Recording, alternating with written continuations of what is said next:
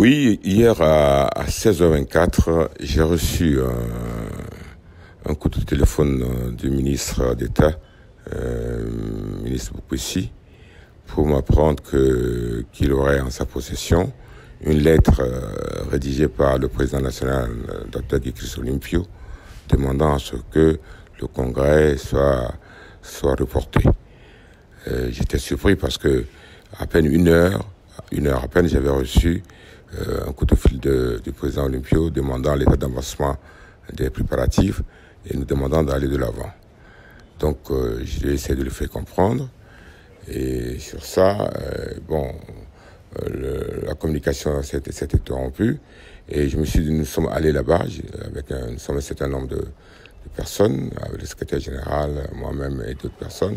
Nous sommes allés au ministère pour savoir exactement ce qui s'est passé. Il nous a sorti un papier. On demande d'avoir la copie. Il dit qu'il ne peut pas administrativement, qu'il ne peut pas nous faire la copie de cette lettre.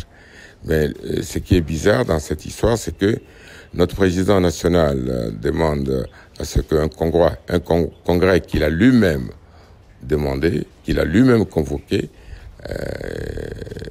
sursoir à ce congrès, il ne passe pas par nous. Et c'est le ministre qui nous annonce cela avec un papier qu'on refuse de nous donner. Alors, on ne comprend plus rien du tout à ce qui se passe.